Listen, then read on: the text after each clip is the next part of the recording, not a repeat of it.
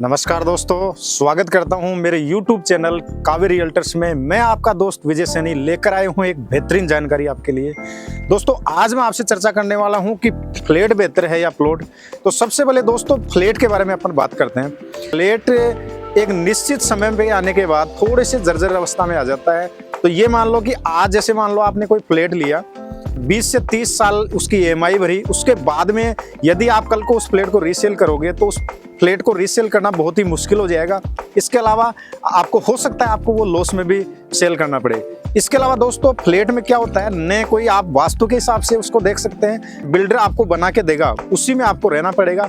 इसके अलावा दोस्तों फ्लैट में जो लाइफ रहती है थोड़ी सी मेरे नज़रिए से घुटन भरी रहती है कि न तो आप खुले वातावरण में रह सकते हैं। कई लोग दोस्तों फ्लैट को एक घर समझते हैं। मैं ये मानता हूँ कि इंडिविजुअल प्लॉट लेके यदि आप कोई घर बनाते हैं तो उसको घर माना जाता है। इसके अलावा दोस्तों कई लोग अपने जैसे बच्चों के हिसाब से फ्लैट को खरीद लेते हैं। बच्चे बड़े होंगे तब तक उसका कंस्ट्रक्शन बिल्कुल लो हो जाएगा, तो वो कहीं ना कहीं आपके लिए घर नहीं है दोस्तों। इसके अलावा दोस्तों फ्लैट्स में जो मेंटेनेंस चार्ज है, जैसे मान लो क्लब हाउस है, इसके अलावा गार्डन है, इसके अलावा खूब सारे जैसे एमिनिटीज रहती हैं, तो उनमें क्या है कि 99% लोग इन चीज़ों का यूज़ नहीं करते। फिर भी क्या है कि 10 से 12,000 रुपये मेंटेनेंस उनको देनी पड़ती है। लोगों के पास टाइम नहीं है तो वो इन चीज़ों को यूज़ नहीं करते और कहीं ना कहीं ये भी लोड लोगों के ऊपर पड़ता है। दोस्तों फ्लैटों की अगर मैं बात करूं तो बड़े शहरों में आप देखिए कि फ्लैट बहुत ही ज़्यादा बन रहे हैं। तो फ्लैट जितने ज़्यादा बनेंगे तो क्या है कि सप्लाई ज़्यादा होगी, और सप्लाई ज़्यादा होगी तो उसकी डिमांड कम होगी। भी एक नुकसान वाला पॉइंट है फ्लैटों के लिए कि जिस प्रोडक्ट की सप्लाई ज़्यादा होती है उसकी दोस्तों डिमांड हमेशा से कम रहेगी। इसके अलावा दोस्तों फ्लैटों की मैं बात करूँ तो लास्ट टाइम जब कोविड आया था तब क्या है कि मैक्सिमम लोग फ्लैटों में पॉजिटिव पाए गए थे। इसका सबसे बड़ा कारण ये है कि इंडिविजुअल घर में जो आदमी रहेगा वो ज़्यादा लोगों से उसका अटैचमेंट नहीं होगा, और फ्लैटों में वो ज़्यादा से ज़्यादा लोगों से टच होगा, तो उससे भी एक बहुत ही जान हानि का भी बहुत बड़ा खतरा बना रहता है दोस्तों। दूसरे से डिस्टर्बेंस वगैरह बना रहता है, जैसे बगल वाले ने या ऊपर वाले ने कोई म्यूजिक वगैरह चला दिया तो कहीं ना कहीं वो भी डिस्टर्बेंस आपके लिए बना रहता है। इसके अलावा दोस्तों फ्लैट्सों में क्या है कि जैसे आपको पार्किंग वगैरह को लेकर या क्या है कि शुरुआत में बिल्डर आपको जो मेंटेनेंस वगैरह है ये चीज़ें बिल्कुल कम बताएगा, और जब एक बार आप रहने लगोगे तो कहीं बहुत सारे माइनर चार्जेस आपको देने पड़ेंगे मंथली, तो ये भी एक बहुत बड़ा टॉपिक रहता है। इसके अलावा जो समस्याएं हैं जैसे सीवरेज से संबंधित, इसके अलावा पानी वगैरह के संबंधित, कई बार क्या है कि आपको टैंकर से भी पानी की सप्लाई लेनी पड़ती है, तो वो भी के लिए चार्जेबल आप कहीं ना कहीं आपके लिए लोड पड़ने वाला है।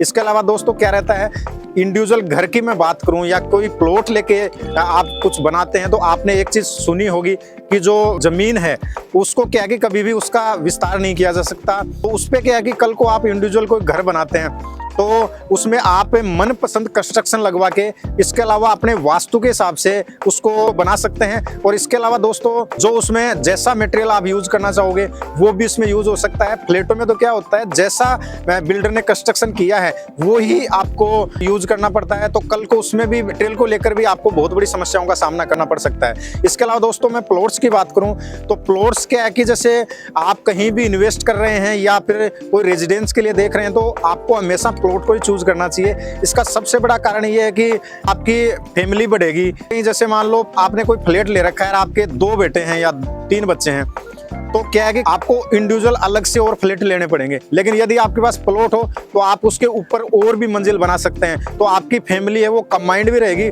बड़े बुजुर्गों के जो संस्कार हैं वो छोटों में डेवलप होंगे, छोटे बच्चों में डेवलप होंगे। जो प्यार है जैसे दादा पोते का अपने बच्चों के प्रति प्यार या अपने पोते पोतियों के प्रति प्यार वो हमेशा बना रहेगा, और घर के जो संस्कार हैं वो हमेशा बड़ों के अनुसार ही उसमें एकदम निर्धारित होंगे। दोस्तों भगवान ने जितनी जमीन दी है उसको कोई बढ़ा नहीं सकता। जिस तरीके से पॉपुलेशन बढ़ रही है उस तरीके से जमीन की सप्लाई है ना वो घट रही है। प्लॉट का अपना जो निवेश है वो यदि आपने कहीं जंगल में भी प्लॉट में निवेश कर दिया ना तो वो भी कहीं आपके फ्यूचर के लिए बेस्ट साबित होगा। तो इसलिए मैं आपको सजेस्ट करना चाहूंगा कि फ्लैटों की तरफ बिल्कुल भी नहीं जाएं और अपना एक इंडिविजुअल प्लॉट लेके अपना एक इंडिपेंडेंट हाउस उसमें आपको बनाना चाहिए। इसके अलावा दोस्तों जो फ्लैट्स की जो पोजीशन है वो 2 साल 3 साल 4 साल 5 साल के जाने के बाद मिलती है, और ये प्लॉटों में नहीं होता। प्लॉट में जैसे ही आप पेमेंट करते हैं तो आपको सेम डे में पोजीशन है, सेम डे में रजिस्ट्री है, ये भी आपके लिए बेस्ट साबित होगा। कहीं भी आप पैसा लगा रहे हैं तो आप वेट करेंगे कि 2 साल 3 साल 4 साल बाद कब पोजीशन मिले, या मान लो कल को वो बिल्डर भाग गया तो वो भी आपके लिए बहुत बड़ी परेशानी का सबक बन सकता है। तो आप प्लॉट लीजिए ताकि आपको सेम डे में पोजीशन मिले। पैसा लगा रहे हो तो आपको रातों की नींद जागना नहीं पड़े, इसलिए आप प्लॉट्स में निवेश कीजिए। अलावा दोस्तों, जो प्लॉट में मालिकाना अधिकार है वो आपको तुरंत मिल जाएगा। पैसे का जो सही यूज है वो प्लॉट्स में ही होगा दोस्तों। इसके अलावा दोस्तों, मैं आपको सजेस्ट करना चाहूंगा कि आप यदि प्लॉट में निवेश करें तो इको सेंसिटिव जोन देख के करें, ताकि फ्यूचर में वहां बहुत ज्यादा हाई राइज बिल्डिंग नहीं है, ताकि जो आपकी ग्रीनरी है प्रोजेक्ट की वो हमेशा बनी रहे। और प्रोजेक्ट, जिस भी प्रोजेक्ट में आप प्लॉट लेवें या कुछ विला लेवें, तो वहां पे क्या है कि रेरा की शर्तों के अनुसार 60-40 के रेशियो से डेवलप की हुई कॉलोनी में लें, ताकि 60% हिस्से में प्लॉटिंग आएगी और 40% हिस्से में एमिनिटीज आएंगी। तो एकदम से आप खुला जीवन आसानी से जी सकते हैं। एक कंजस्टेड एरिया से दूर एक सुकून वाली जगह पे आप शानदार सा अपना एक प्लॉट लीजिए और वहां अपना आशियाना बनाइए दोस्तों। इसके अलावा दोस्तों, कहीं भी आप रियल एस्टेट में निवेश का सोच रहे हैं तो मेरे पास बहुत सारी बेहतरीन टाउनशिप रहती हैं।